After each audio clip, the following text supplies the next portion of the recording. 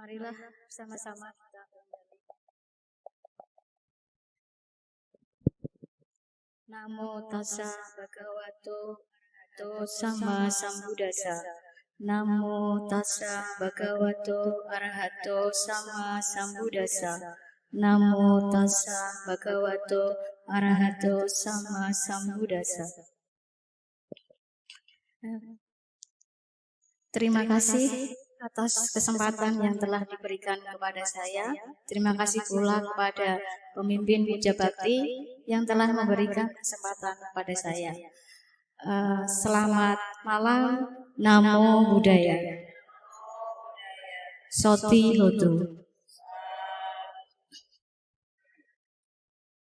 Bagaimana Bapak, Ibu, dan sahabat Dhamma? Keadaan hari ini baik-baik saja?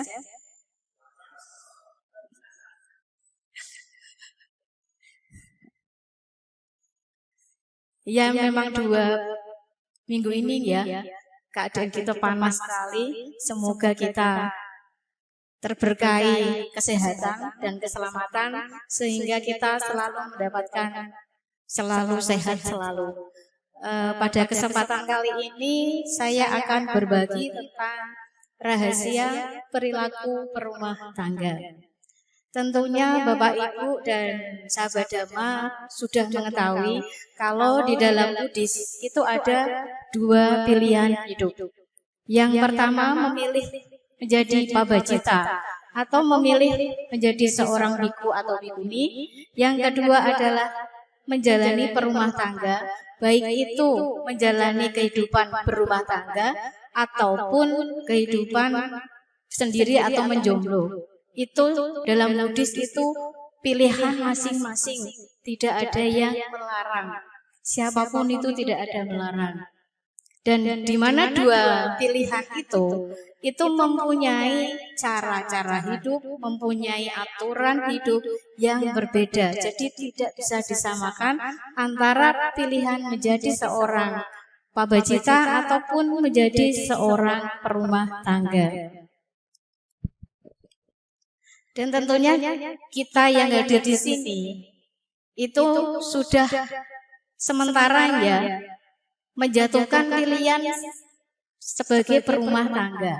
Mengapa saya pilih sementara? Masalahnya kemungkinan adik-adik yang belum menikah ada keinginan untuk menjalani pabajita. Jadi nanti kalau misalkan anak-anak kita ada yang ingin menjadi seorang biku atau bikuni, tentunya kita sebagai orang tua bisa menerimanya. Kalau misalkan anak kita sudah mempunyai keinginan dari hatinya sendiri untuk menjalani pabajita, apakah Bapak Ibu yang hadir di sini sudah siap? Sudah ikhlas ya? Sepertinya yang menjawab cuma Pak Lili saja ya. Yang sudah ikhlas betul-betul kalau putra-putrinya menjalani pabajita.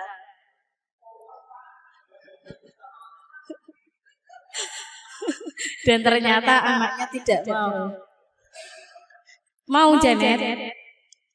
Belum ya. Mungkin kalau sudah tahu bagaimana kehidupan menjalani pabajita, Janet kan masih kecil, jadi nanti kita tidak tahu ke depannya ya, dijalani saja. Yang terpenting papa sama mama sudah ACC. Atau mungkin juga Pak Hendra yang tiba-tiba semuanya sudah tercukupi, istrinya sudah dicukupi, putra-putrinya sudah dicukupi, semuanya kekayaan, terus tiba-tiba entah umur berapa, saya ingin menjalani pabajita. Ikhlas Bu?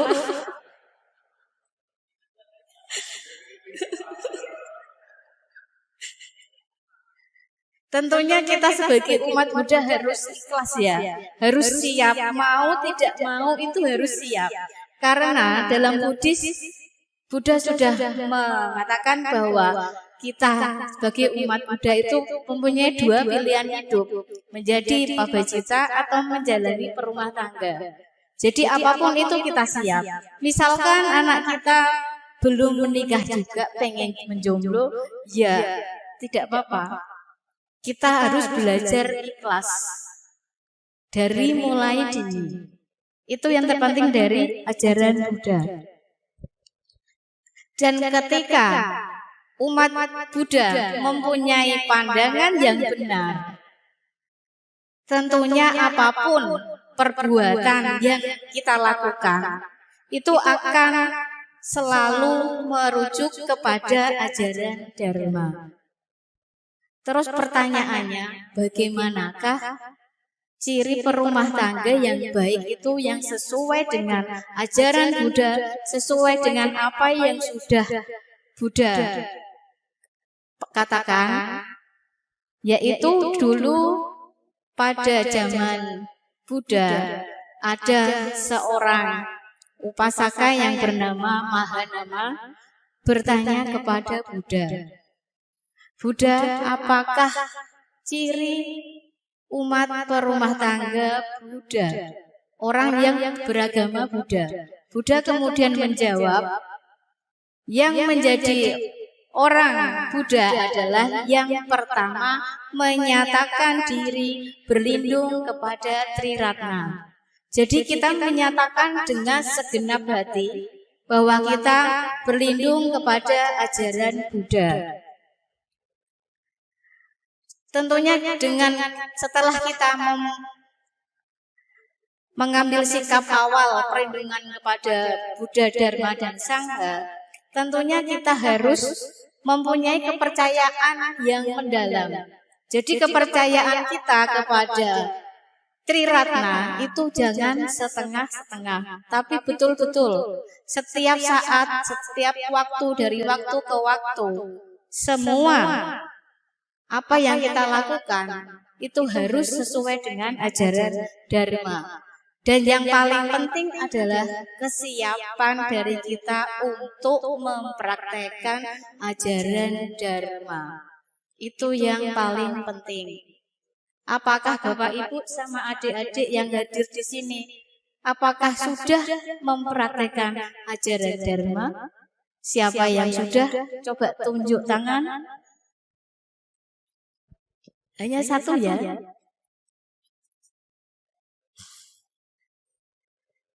Tentunya kita setiap hari sering introspeksi ya. Bagaimana apakah kita itu perilaku kita sudah sesuai dengan ajaran Dharma atau tidak? Karena Buddha mengatakan bahwa kita sebagai umat Buddha harus menjaga perilaku kita, atau yang bisa disebut dengan moralitas, di mana moralitas adalah kehendak batin untuk tidak melakukan perbuatan jahat melalui ucapan dan perbuatan, di mana ucapan dan perbuatan adalah menjaga dua pintu karma. Ketika kita semua menjaga dua pintu karma, otomatis kita terjaga. Dan hal itu disebabkan karena kita malu untuk melakukan perbuatan jahat dan takut akan akibat perbuatan jahat. Kadang kita juga sering lupa ya, malu untuk melakukan perbuatan jahat. Tapi yang paling diingat adalah kita sebagai umat Buddha harus percaya akan kelahiran kembali. Dan tentunya ketika kita menjaga moralitas, maka kita akan tetap berada di jalan Buddha Dharma, di mana itu kita untuk kelahiran kembali selanjutnya itu tetap berada di alam bahagia, tidak di alam neraka maupun alam bawah.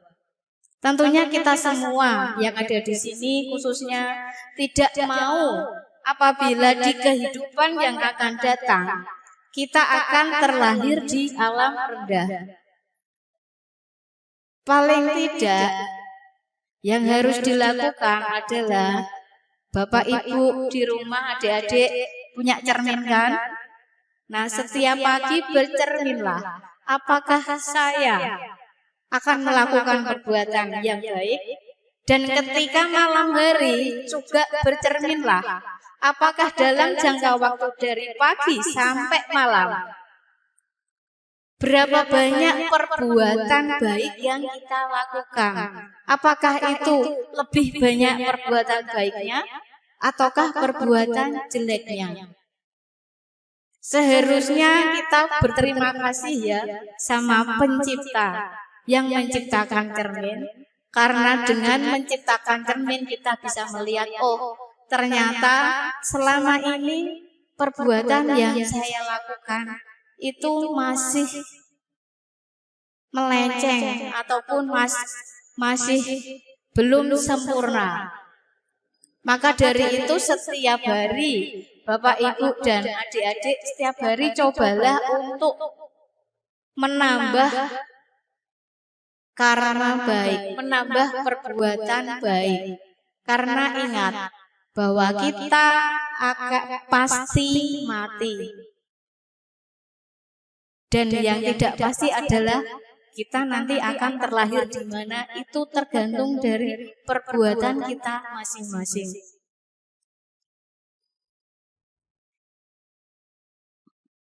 Terus saya lanjutkan lagi yang tentang perumah tangga. Ciri perumah tangga Buddhis yang baik. Waktu dulu di zaman Buddha, Upasaka Mahanama bertanya juga kepada Buddha.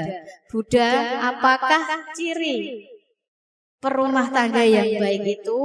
Kemudian Buddha menjawab bahwa ketika kita seorang Buddhis mau mempraktekkan yang pertama adalah 5 moralitas secara tetap dalam sehari-hari.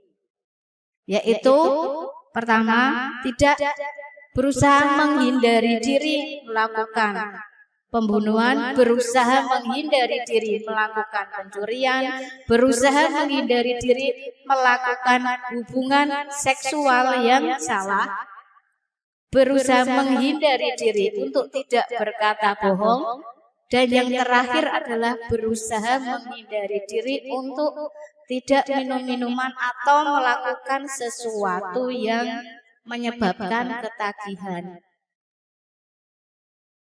Kita sebagai perumah tangga, menurut Buddha, pada waktu itu yang disampaikan kepada Upasaka Mahanama, kita sebagai perumah tangga itu setiap hari harus menjalankan 5 moralitas tersebut. Padahal kita tahu untuk menjalankan 5 moralitas secara betul, secara benar, itu butuh proses. Ya tidak? Contohnya, sila pertama, berusaha menghindari diri tidak melakukan pembunuhan. Tanpa kita sadari, kita sering membunuh nyamuk, membunuh semut. Dan tidak hanya itu juga, kita juga tanpa kita sadari, kita juga bisa membunuh karakter seseorang. Itu tanpa kita sadari. Belum sila yang kedua, berusaha menghindari diri untuk tidak melakukan pencurian. Kadang juga di jalan misalkan, di rumahnya Cek Rita itu ada bunga bagus. Terus saya main, tanpa sengaja saya metik. Berarti tidak saya sadari, itu saya sudah melakukan pencurian. Atau misalkan kita ada di suatu tempat, misalkan di alun-alun ya atau tempat bermain. Itu ada bunga bagus atau ada sesuatu. Tanpa kita sadari kita ambil. Itu kita sudah melanggar, tanpa kita sadari kita sudah melanggar sila kedua. Banyak sekali perbuatan-perbuatan yang tidak kita sadari sudah memperbanyak karma buruk kita. Terus yang kita lakukan apa?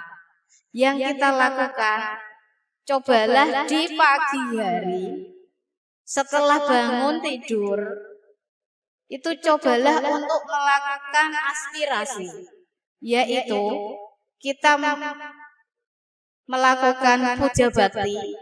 Dalam puja bakti itu kita bertekad untuk tidak melakukan perbuatan itu. Kita mengucapkan kelima sila itu. Kenapa begitu? Karena itu bisa menjadi benteng pertahanan kita.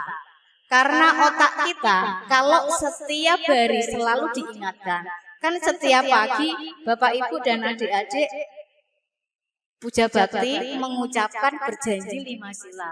Paling tidak otak itu sudah memerintahkan. Nanti kalau misalkan nyeleweng, itu nanti otak sudah, ayo kamu balik lagi sesuai dengan apa yang kamu janjikan. Jadi paling tidak itu kita betul-betul mempraktekkan ajaran Buddha. Itu yaitu pada pagi hari adalah kita melakukan puja bakti dan kita mengucapkan 5 sila itu dengan sungguh-sungguh.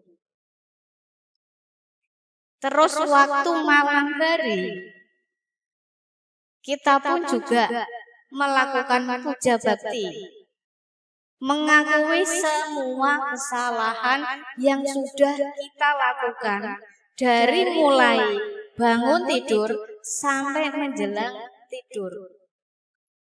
Jadi kita sebagai umat Buddha harus juga mengakui saya sudah berbuat kesalahan. Saya mengakui kalau saya sudah berbuat kesalahan. Yang mana itu adalah dalam Buddhis dinamakan purifikasi karma.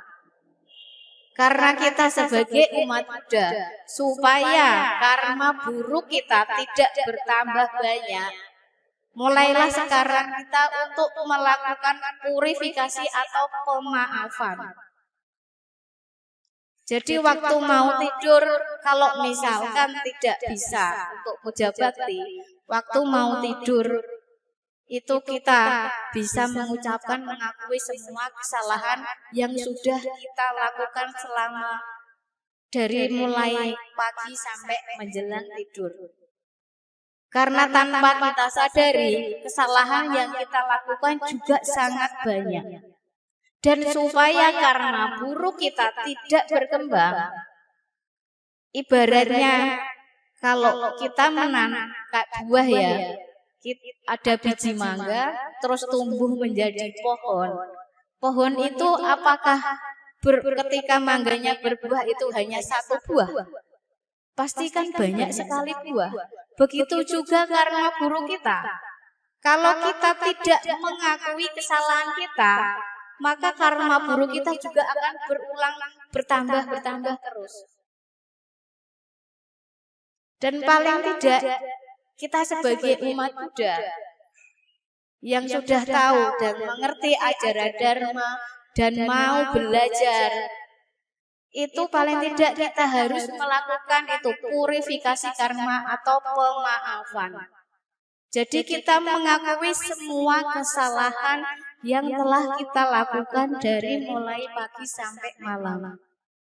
Itu coba dalam 1 minggu Bapak Ibu dan adik-adik lakukan. Itu pastinya nanti akan ada perubahan dalam diri kita masing-masing. Karena kita sebagai umat Buddha, disebut umat Buddha ketika kita menjalani Dharma dan ketika batin kita bahagia.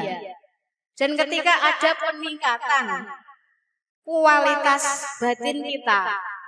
Ketika setiap hari kita mempunyai kualitas batin yang setiap hari baik. Itulah yang disebut dengan siswa Sang Buddha. Karena kita memang sebagai perumah tangga, itu pasti banyak sekali kesalahan yang kita lakukan. Tapi paling tidak stoplah. Kita sudah tahu Dharma, ajaran Dharma. Kita sering datang ke wihara, mendengarkan Dhamma Desana. Kita juga mendengarkan Dhamma Desana bisa dari YouTube ataupun mendengarkan radio atau juga berkumpul dengan komunitas sesama Buddhis. Sekali-sekali sharing. Oh, bagaimana sih yang harus kita lakukan supaya umat Buddha menjadi lebih baik? Harusnya kita mulailah saat ini berpikir seperti itu. Kalau ingin terlahir di alam yang bahagia. Kalau tidak ingin terlahir di alam bahagia, sudah, itu begitu-begitu saja. Tidak ada peningkatan sama sekali, hidup datar sekali. Dan menurut Buddha, ketika hidup kita datar, tidak ada peningkatan kualitas batin kita. Kita tidak menemukan tambahan kebahagiaan batin kita. Itu kita hidup sia-sia. Karena hidup sebagai manusia itu tidaklah mudah. Perlu proses. Hidup sebagai manusia itu ibaratnya dalam Samyutta Nikaya Buddha menjelaskan, ketika Buddha menjelaskan seperti itu, telunjuk Buddha diberikan kepada tanah, dan ketika tanah itu diangkat di jari kaki tangannya, itu tentunya antara tanah yang ada dengan tanah yang ada di jari Buddha tentunya lebih sedikit di jari Buddha. Begitu juga dengan kisah penyu atau kura-kura buta, di mana dia baru jutaan tahun dia bisa ketika penyu atau kura-kura itu ada di lautan, dan itu kita memberikan seperti pelangkung. Tidak semua penyu atau kura-kura bisa langsung menerima itu. Itu butuh waktu, butuh proses. Sama seperti kita. Jadi manfaatkanlah kelahiran Bapak Ibu dan adik-adik saat ini sebagai manusia. Sekarang saya tanya, di dunia ini banyakkan mana? Antara manusia atau hewan yang lainnya atau makhluk yang lainnya?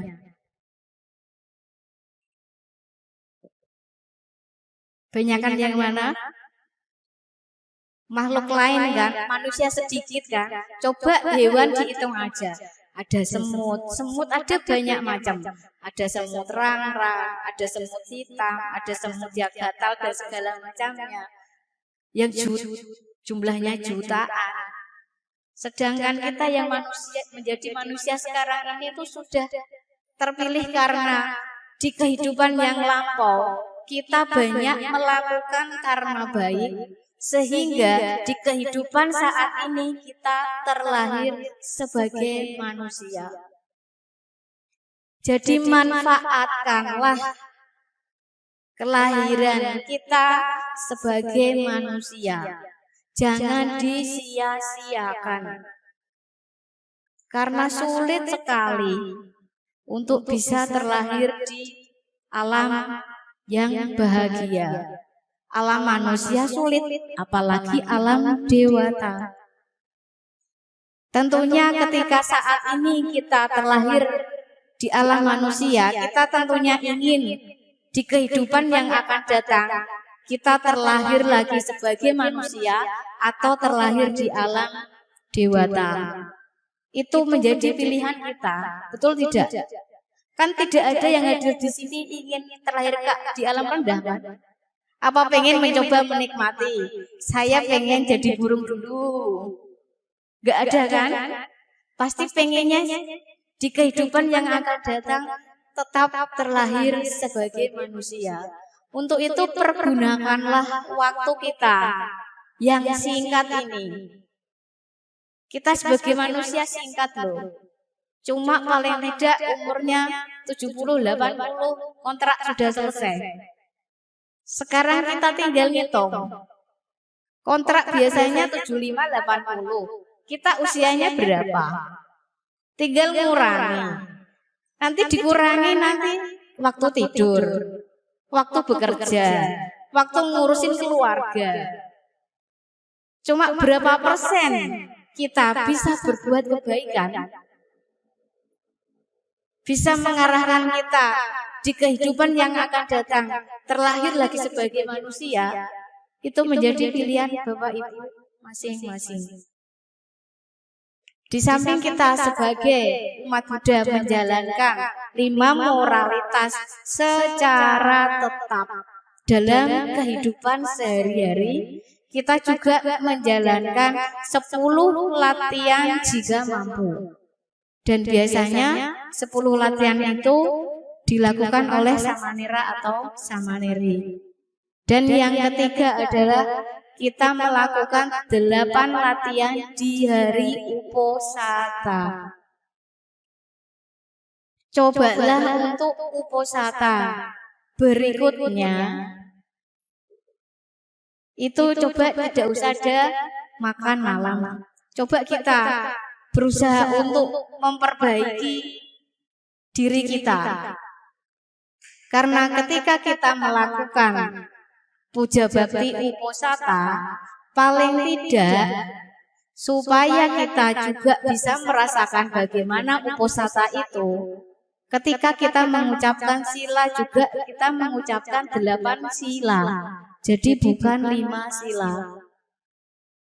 Karena di hari Uposatha adalah kita mempraktekkan 8 sila, yaitu berusaha menghindari diri dari pembunuhan, berusaha menghindari diri dari pencurian, berusaha menghindari diri dari hubungan seksual dalam bentuk apapun. Yang keempat, berusaha menghindari diri berkata bohong.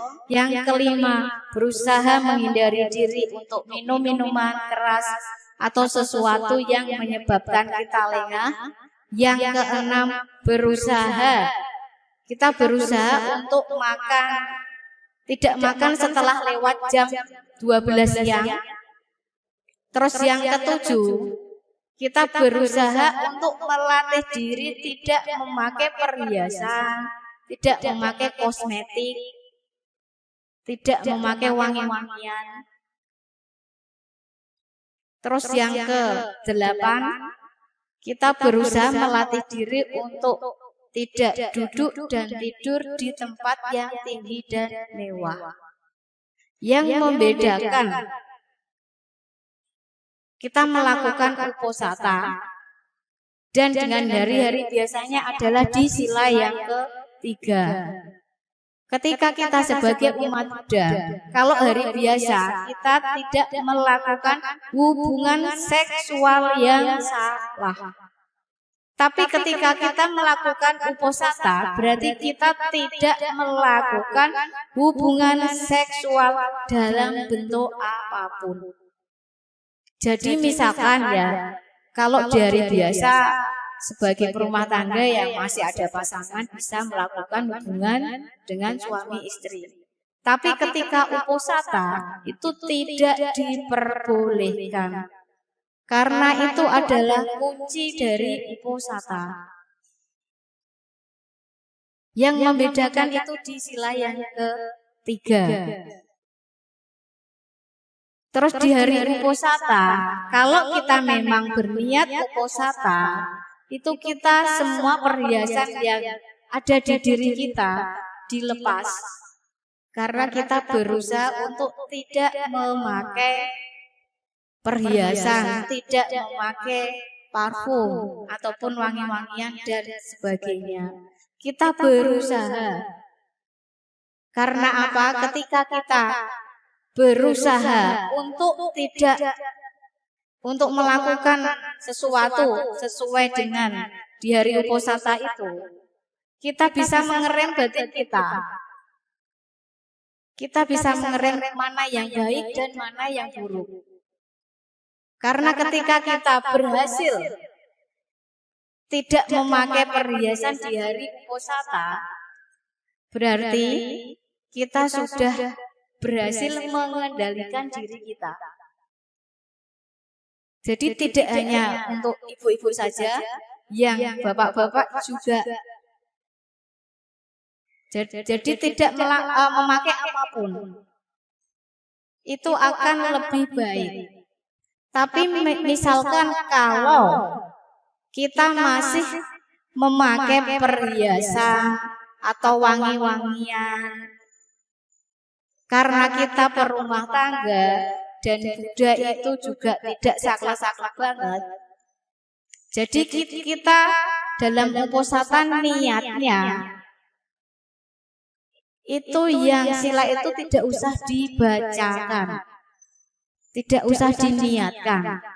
Ketika Bapak, Ibu, dan adik-adik di hari uposata ingin mempraktekkan 8 sila, tapi masih memakai perhiasan, berarti ketika kita istilahnya berjanji, itu kita langgar sendiri. Jadi cobalah ketika di hari uposata, semua yang perhiasan, kosmetik, parfum, itu kita tidak pakai sama sekali. Toh sekarang bisa karena ada masker. Memang pertamanya kita belajar mempraktekkan dharma itu sulit. Tapi kalau tidak dipraktekkan, terus dipraktekkan kapan lagi?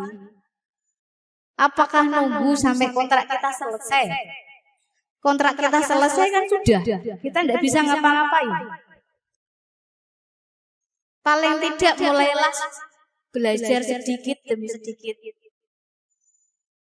Yang paling gampang itu cobalah belajar ketika bangun pagi, lakukan tekad dan niat 5 sila itu. Itu coba selama 7 hari, saya yakin nanti Bapak Ibu akan ada perubahan dalam diri panjenengan semua. Ada perubahan yang lebih baik. Itu baru 7 hari. Kenapa saya bisa menyampaikan seperti ini? Karena saya sudah mempraktekkan. Karena di dalam ajaran Buddha itu kita harus mempraktekkan ajaran dharma. Coba 7 hari waktu bangun tidur langsung kita bertekad untuk melakukan sesuai dengan 5 sila. Itu kita lakukan nanti malam hari kita melakukan pemaafan. Sudah, coba lakukan 7 hari rutin. Saya yakin pasti ada perubahan. Dan perubahan itu harus selalu kita praktekkan. Karena ingat, kita saat ini terlahir di alam manusia. Yang perlu Bapak Ibu ingat-ingat adalah yang pertama, bahwa kelahiran sebagai manusia itu sulit. Yang kedua, kita tentunya di kehidupan yang akan datang ingin terlahir di alam bahagia. Sudah. Tujuan kita saat ini sebagai perumah tangga tidak usah muluk-muluk untuk tercapai nibbana. Karena nibbana sangat sulit sekali. Kita untuk mengendalikan tidak marah aja sulit. Apalagi kita pengen ke nibbana. Paling tidak mulailah kita untuk belajar mempraktekkan dharma dalam sehari-hari seperti apa yang dikatakan Buddha kepada Upasaka Mahanama, yaitu yang pertama mempraktekkan 5 sila secara tetap dalam kehidupan sehari-hari. Yang kedua mempraktekkan 10 sila jika mampu. Yang ketiga adalah mempraktekkan 8 sila di hari uposata. Kalau kita ingin menjadi perumah tangga yang lebih unggul, lebih baik, dan kita ingin di kehidupan yang akan datang kita terlahir di alam bahagia, cobalah mempraktekkan ketiga hal tersebut. Karena ketika kita mempraktekkan tiga hal tersebut, kita akan mendapatkan manfaat, yaitu kita akan mudah mendapatkan rezeki, kita akan memiliki nama baik, kita penuh percaya diri, dan ketika mau meninggal kita dalam keadaan tenang, bukan kemerungsung. Dan yang terakhir adalah kita terlahir di alam bahagia.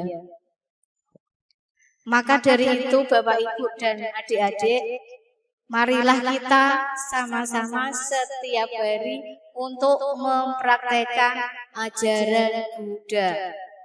Itu harus kita praktekkan. Dan ketika kita mendapatkan ketenangan batin, berarti kita sudah betul-betul mempraktekkan ajaran Buddha. Dan supaya hidup kita saat ini bahagia, dan di kehidupan yang akan datang pun kita juga bahagia. Demikian apa yang bisa saya sampaikan. Semoga bermanfaat dan semoga Bapak Ibu serta adik-adik mulai sekarang mau mempraktekkan sesuai dengan ajaran Buddha. Selamat malam, Namo Buddhaya.